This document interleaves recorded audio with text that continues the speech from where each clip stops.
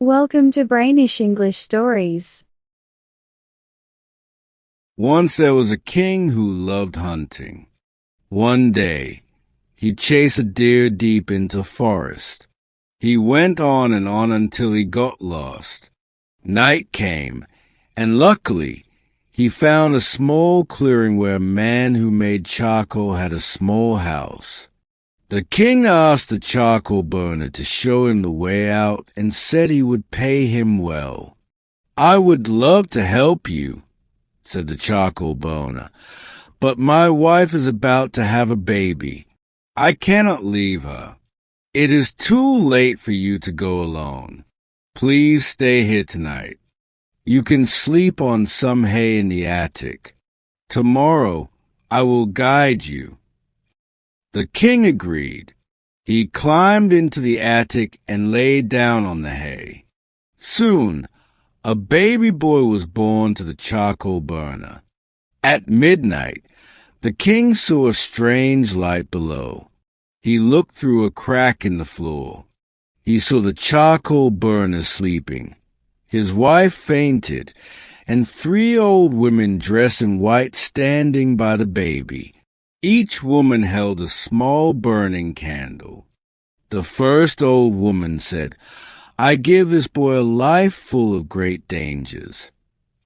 The second said, "I give him the gift to pass safely through all dangers and live a long life." The third said, "I give him the princess born tonight to the king sleeping upstairs." Then the 3 old women blew out their candles, and the room became dark. They were the fates. The king felt very worried. He stayed awake all night thinking about what to do. When morning came, the baby cried, and the charcoal burner woke up. Sadly, he saw his wife had died during the night.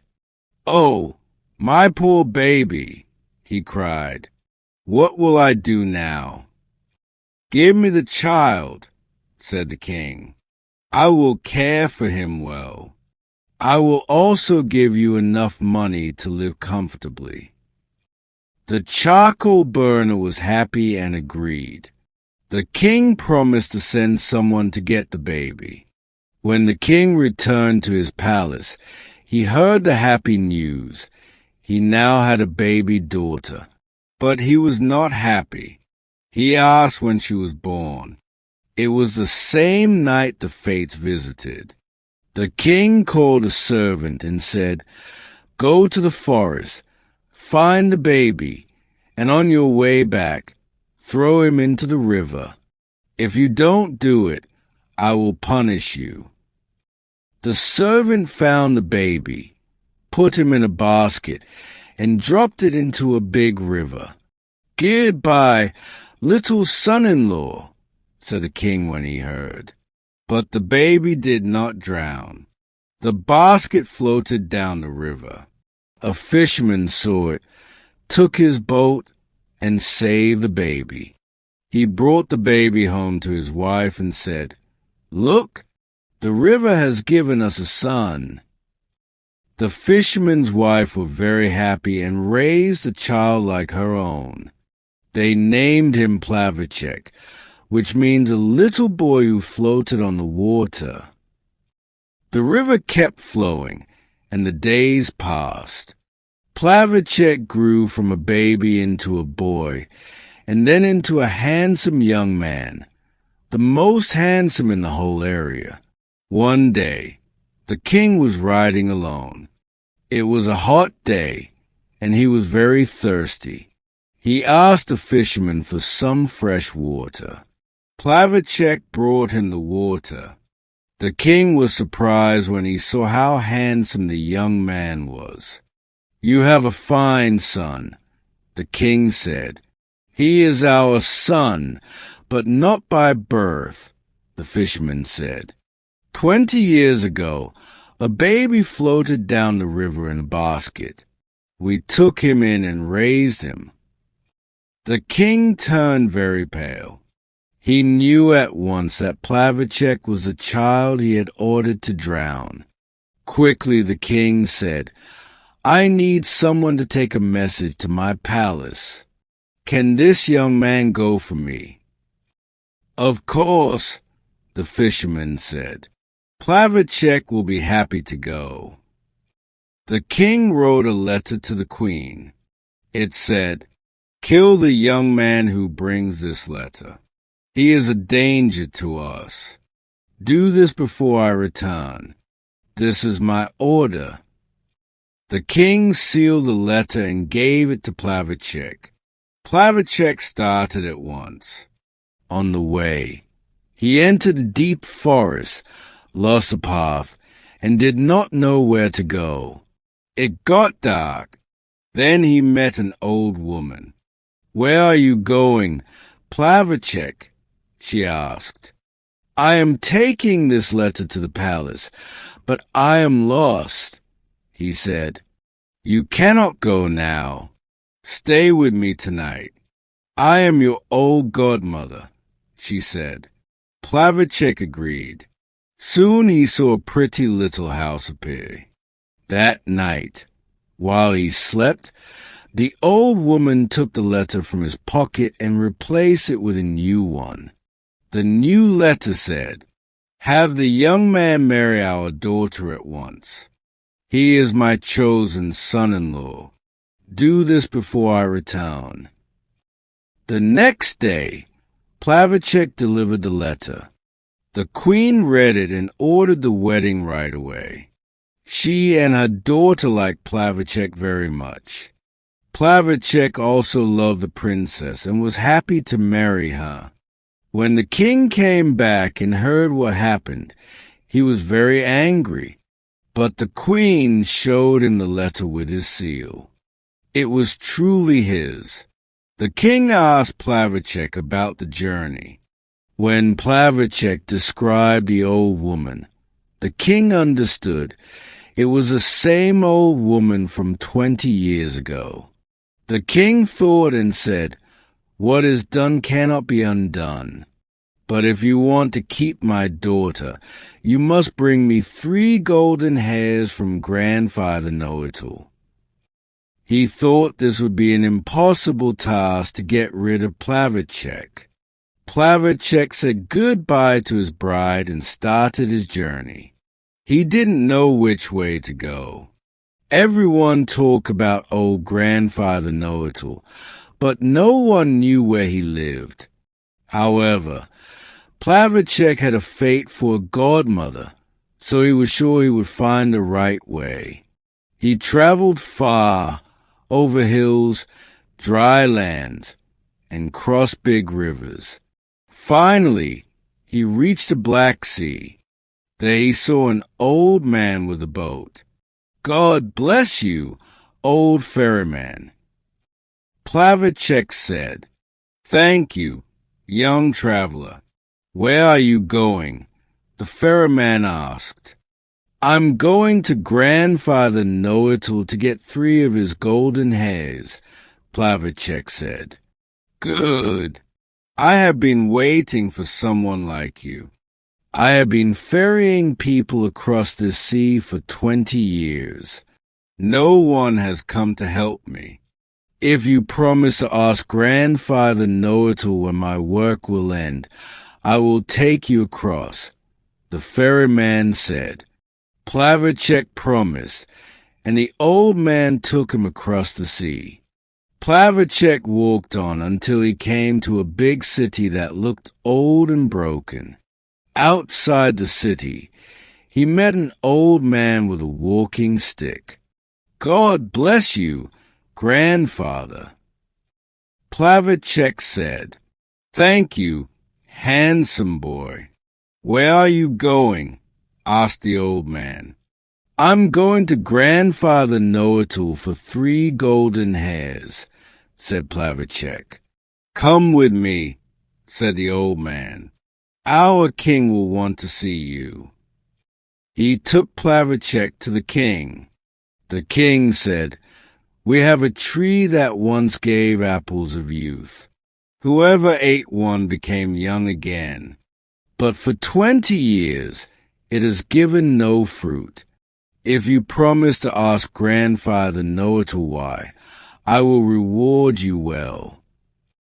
Plavacek promised, and the king wished him good luck. Plavacek traveled on and came to another city, half broken down. There, he saw a man crying while burying his father. "God bless you, sad grave digger," said Plavacek. "Thank you, kind traveler. Where are you going?" "I'm going to Grandfather Know-it-all," said Plavacek. The man took him to the king, who said, "We have a well with water of life. It could cure sickness and even bring back the dead, but it has been dry for 20 years. Please ask Grandfather Know-it-all if there is help for us." Plavacek promised again and went on. He traveled deep into a black forest. In the middle, he found a big green meadow with beautiful flowers and a golden palace shining like fire. Inside, he saw an old woman spinning wool. She smiled and said, "Welcome, Plavacek. I'm happy to see you again." Plavacek saw it was his godmother. "Why have you come, Plavacek?" she asked. "The king says I must bring him 3 golden hairs from Grandfather Know-it-all if I want to stay with his daughter," he said. The old woman smiled and said, "Do you know who Grandfather Know-it-all is? He is the bright sun. He travels everywhere and sees everything. I am his mother. In the morning, he is a young boy, at noon a strong man, and in the evening an old grandfather. I will get you 3 golden hairs from his head because I am your godmother. But you must hide. My son is kind, but if he comes home hungry, he might want to roast you for dinner. Quickly, hide under this empty tub." Plavacek hid under the tub. He also asked his godmother to find out the answers to the 3 questions he promised to ask. "I will," said the old woman. "Listen carefully." Suddenly, a strong wind blew, and the son, now an old grandfather with golden hair, flew in through the window. He sniffed the air. "I smell human flesh," he cried. "Is someone here, mother?" "My dear boy," she said, "you have flown all day over the world. That smell is just stuck to your nose." The son said nothing and sat down to eat. After supper, he laid his head on his mother's lap and fell asleep. The old woman gently pulled out 1 golden hair. It fell on the floor with a twang like a violin string. "What is it, mother?" the son asked. "Nothing, my boy. I had a dream," she said. "What dream?" he asked.